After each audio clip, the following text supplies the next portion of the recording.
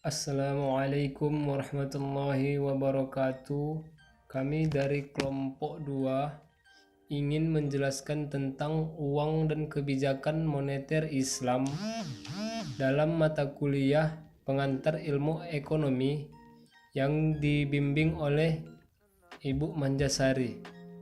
Sebelumnya, saya akan memperkenalkan teman-teman saya, yaitu yang pertama Mila Sastika Manurung, Sophie Muti Ardianti Asibuan, Rizka Salsabila, Putri Amanda, Nurwani Nasution, Diki Ardiansa Putra, Ulfa Amira Hairi, Nur Hadiah, Rizky Fadila Yoga, dan saya sendiri Riau Rizky Arahap.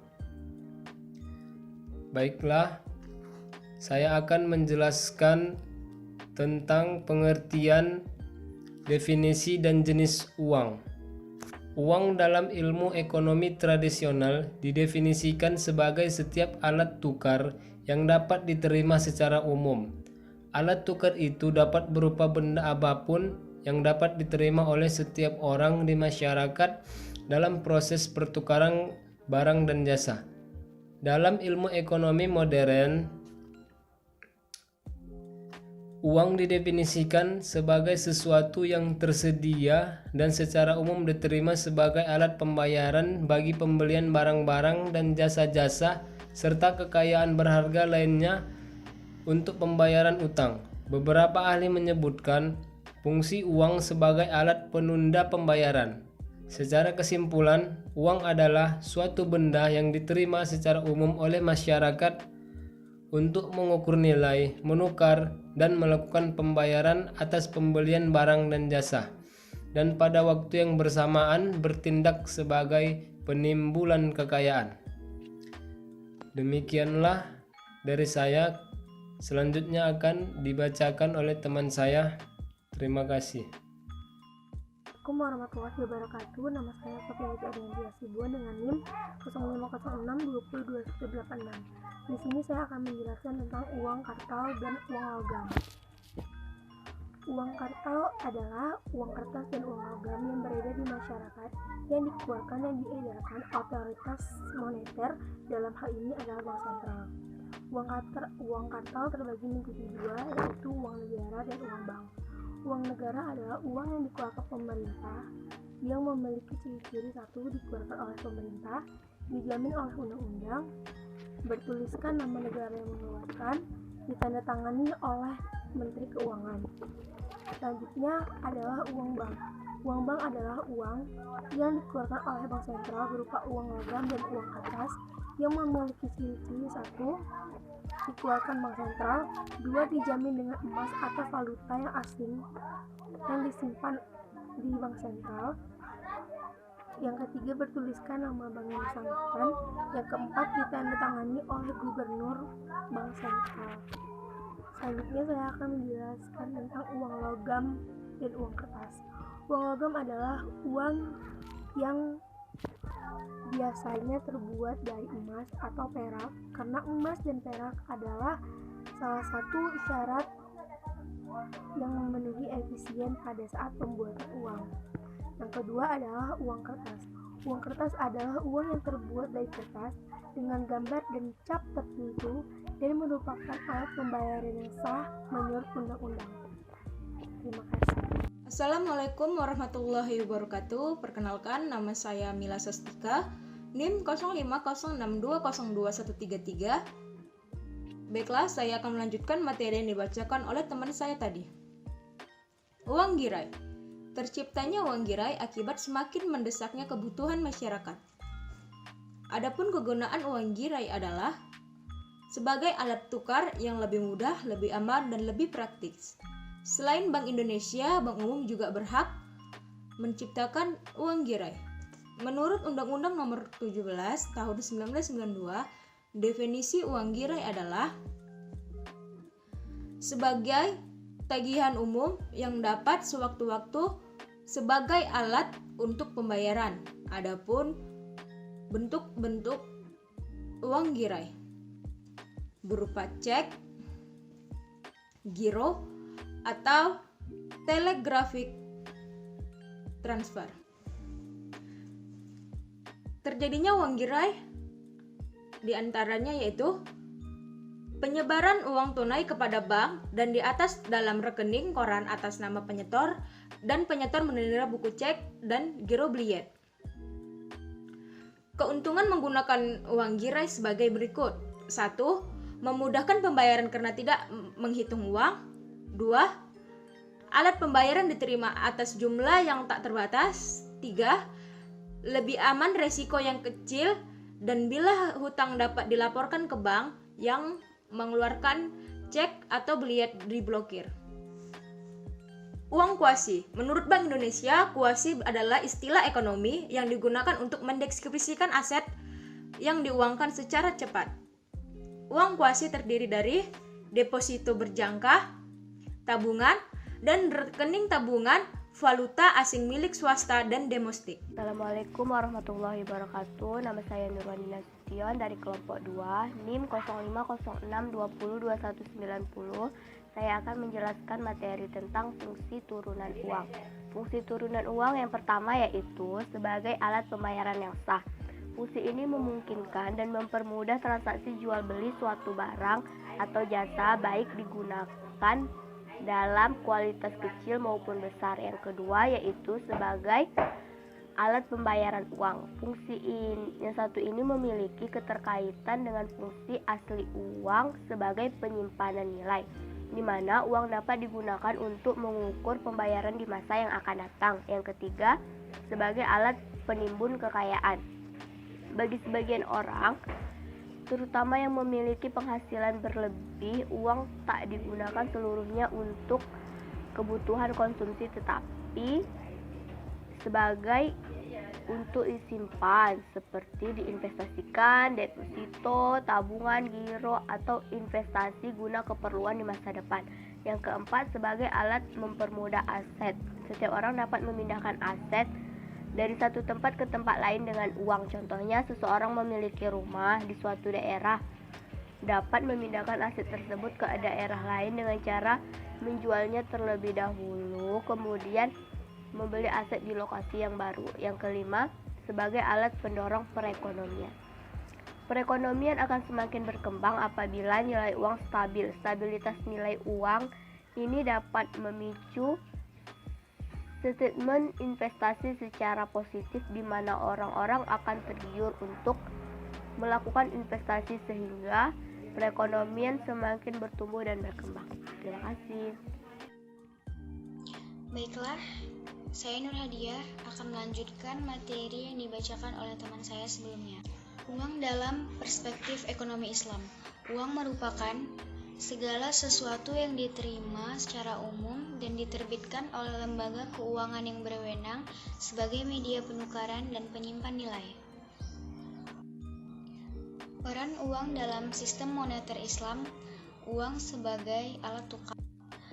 Dalam konsep ekonomi Islam, uang dikatakan sebagai milik masyarakat. Sistem moneter dalam ekonomi Islam menghindari terjadinya penumpukan uang.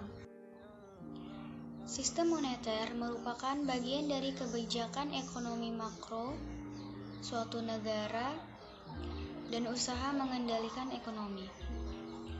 Assalamualaikum warahmatullahi wabarakatuh. Nama saya Diki Rensa Putra, NIM 0506202201. Di sini saya akan melanjutkan materi yang telah disampaikan oleh teman saya. Peranan uang dalam kebijakan moneter. Uang sebagai alat tukar yang banyak menghilangkan kesulitan yang terdapat dalam sistem barter. Barter hanya bisa dilakukan oleh dua pihak yang sama-sama membutuhkan barang yang ditukarkan. Namun dengan adanya uang sebagai alat tukar yang diakui seluruh masyarakat, maka dapat menjadi alat tukar untuk berbagai keperluan oleh banyak pihak.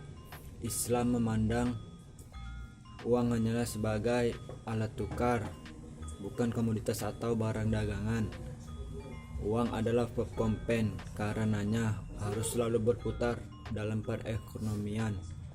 Islam tidak mengenal konsep time value of money sebagai dikenal dalam konsep uang konvensional dalam konsep ekonomi Islam. Selanjutnya, uang dikatakan milik masyarakat. Money is value goods. Money is public goods karena sebagai milik umum, maka uang harus dapat digunakan masyarakat tanpa ada hambatan dari orang lain. Sistem moneter dalam ekonomi Islam harus mendukung terhadap fungsi uang sebagai alat tukar dan menghindari dari terjadinya penumpukan uang. Sistem moneter pada dasarnya merupakan bagian dari kebijakan ekonomi makro.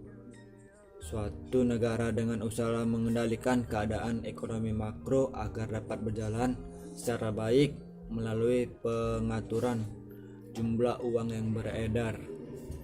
Pada pengembangan sejarah, uang dilatar belakangi oleh sulitnya sistem double counterfeit of one yang ada di masyarakat. Untuk mengatasinya, maka masyarakat menciptakan alat tukar berupa uang.